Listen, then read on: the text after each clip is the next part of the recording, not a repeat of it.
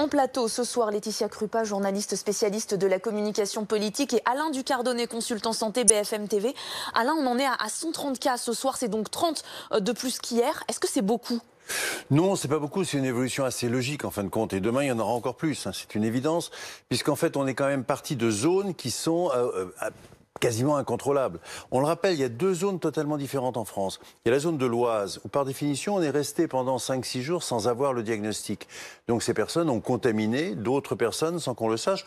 On rappelle qu'une personne peut contaminer de 2 à 3 personnes. Donc après, la chaîne peut s'emballer, bien évidemment. Et puis il y a un autre cluster, un autre groupe, comme l'on dit, qui est donc en Haute-Savoie, à la Balme, où là, en fin de compte, il y avait un patient zéro. Il y a eu des contacts, parce que quand ils sont arrivés, ils étaient dans une soirée, en effet. Mais on peut tracer beaucoup plus facilement. Et donc là, il y a beaucoup moins de cas. Donc on est vraiment dans deux zones qui sont très différentes. Et puis il y a quand même un troisième groupe dont on parle moins, qui est celui des voyageurs qui étaient en Égypte, où là, quand même, sur 20 personnes, il y en a 11 qui sont positifs. Et là, ça pose quand même le problème de l'origine de cette contamination. Ça veut dire que ce soir, le pic n'est pas encore atteint et qu'on est loin d'atteindre ce pic dans ce virus ? Oui, je pense qu'on est vraiment au stade 2. Le stade 2, c'est le niveau 2, c'est-à-dire que ça commence à monter. Et on sait classiquement qu'ensuite, eh bien, on va atteindre ce niveau 3 avec ce pic. Mais ce pic, il faudra encore... Alors, on n'a aucune idée de quand il va arriver, il faut être très clair là-dessus. Mais ce pic va arriver beaucoup plus tardivement et le nombre, probablement, va s'emballer.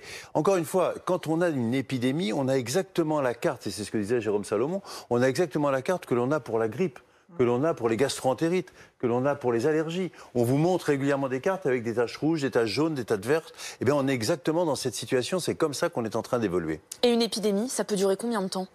Alors, l'épidémie, on connaît les références d'épidémie, c'est la grippe, des choses comme ça. Si on regarde la Chine, en fin de compte, ça va faire sur 3 mois, 3 mois et demi. Puisque là, maintenant, on avait une descente, on est un petit peu remonté aujourd'hui, mais on sent qu'on est quand même en train d'amortir le coup.